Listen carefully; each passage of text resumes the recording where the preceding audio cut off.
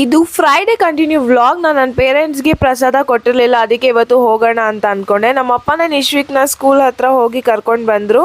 ಹಾಗೆ ಹೋಗ್ತಾ ಎಲ್ಲರೂ ಎಳ್ನೀರು ಕೊಡಿಸಿದ್ರು, ಎಳ್ನೀರು ಕುಡಿದ್ವಿ. ಹಾಗೆ ನಮ್ಮಮ್ಮಗೆ ಒಂದು ಪಾರ್ಸಲ್ ಕೂಡ ತೊಗೊಂಡು ಹೋದ್ವಿ.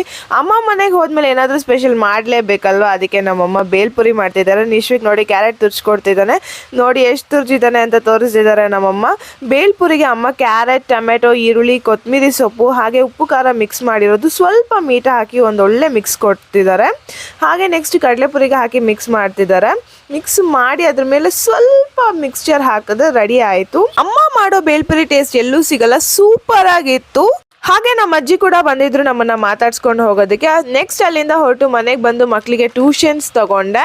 ಆಮೇಲೆ ದೇವಸ್ಥಾನಕ್ಕೆ ಹೋಗಿದ್ದೆ. ನಾಳೆ ಸ್ಯಾಟರ್ಡೆ ಆಗಿರೋದ್ರಿಂದ ಸ್ಯಾರೀಸ್ ಎಲ್ಲ ಫೋಲ್ಡ್ ಮಾಡಿ ರೆಡಿ ಮಾಡಿದ್ವಿ ಬಜಾರ್ಗೆ ಹಾಕೋಕೆ.